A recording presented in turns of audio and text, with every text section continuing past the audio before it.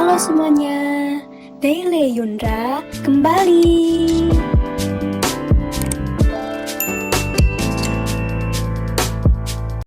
Pada hari Rabu tanggal 9 Desember 2020 akan dilaksanakannya pemilihan kepala daerah serentak. Dan pada tanggal tersebut, Presiden Joko Widodo menetapkan dalam keputusan Presiden nomor 22 tahun 2020 tentang Hari Pemungutan Suara Pilkada 2020 sebagai hari libur nasional. Pilkada periode tahun ini akan berbeda dari periode sebelumnya, di mana saat ini kita melakukan pemilihan di tengah pandemi COVID-19. Pemilih harus mengikuti aturan yang sudah ditetapkan oleh petugas TPS untuk mematuhi protokol kesehatan saat berada di TPS. Bahwa Pilkada 2020 ini harus semakin berkualitas dan juga aman COVID, sehingga aspek kesehatan, aspek keselamatan petugas, peserta, dan juga tentu saja pemilih harus menjadi prioritas. Untuk itu, ada beberapa hal yang harus diperhatikan oleh pemilih saat di TPS nanti. Sebelumnya, kita kenali dulu penyelenggara dan pihak-pihak yang berada dalam TPS. Yang pertama adalah KPPS. Adalah kelompok yang dibentuk oleh PPS untuk menyelenggarakan pemungutan suara di tempat pemungutan suara.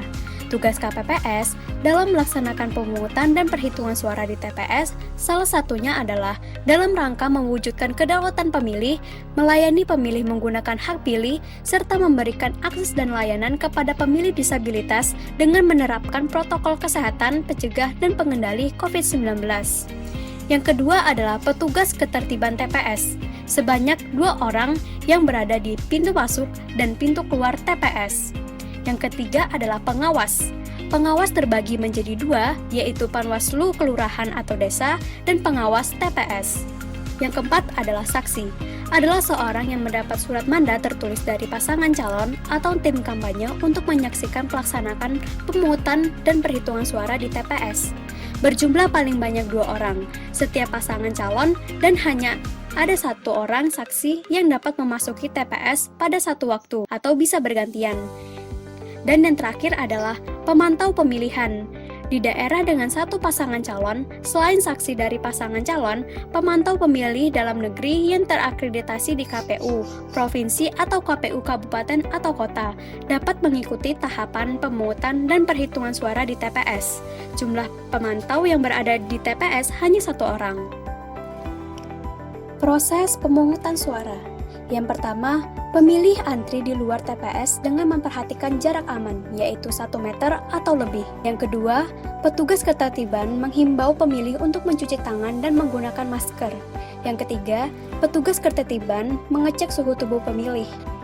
Jika terdapat pemilih yang memiliki suhu tubuh 37,3 derajat atau lebih, pemilih yang bersangkutan akan diarahkan untuk menggunakan hak pilihnya di bilik khusus dan mengikuti arahan dari petugas TPS. Yang keempat, pemilih mengisi formulir model C daftar hadir KWK setelah menunjukkan model C pemberitahuan KWK serta KTP elektronik kepada KPPS 4. Yang kelima, pemilih menggunakan sarung tangan dan menunggu giliran dipanggil di kursi yang telah disediakan dengan tetap menjaga jarak. Yang keenam, Ketua KPPS memanggil pemilih untuk mengambil surat suara, kemudian pemilih memeriksa kondisi surat suara sebelum menuju bilik surat. Yang ketujuh, pemilih menggunakan hak pilihnya mencoblos dengan alat coblos yang telah disediakan dengan mencoblos 1 kali pada kolom yang berisi nomor urut, pas foto, dan nama pasangan calon. Pemilih dilarang membawa telepon genggam di bilik suara. Yang kedelapan, pemilih memasukkan surat suara ke dalam kotak sesuai jenis pemilih dipandu oleh KPPS 6. Yang kesembilan, pemilih membuka sarung tangan kemudian membuang sarung tangan ke tempat sampah yang telah disediakan di dekat meja KPPS 7. Ke-10, KPPS 7 meneteskan tinta dengan alat tetes ke salah satu jari pemilih yang telah menggunakan hak pilihnya.